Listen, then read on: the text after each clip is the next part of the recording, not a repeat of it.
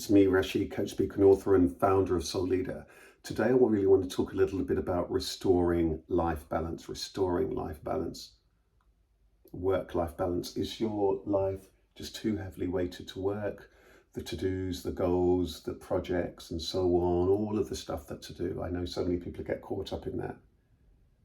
Is it time that you need to spend more time with yourself, with your health, with your friends, with your family, with the things that you love doing? If this is you, what are the first things that you could do to begin to restore that balance?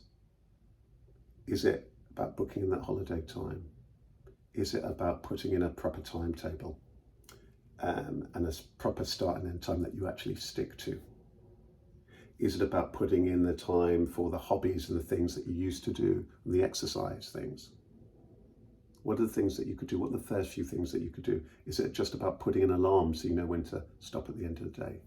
Simple things like this can really help make a big difference in terms of your life balance.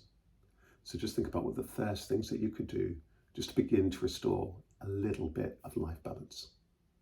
There's more on this in the Soul Leader course, but taking this 1 minute to think about this and then to take the first action could be really significant for you. So what's that first action that you could take today?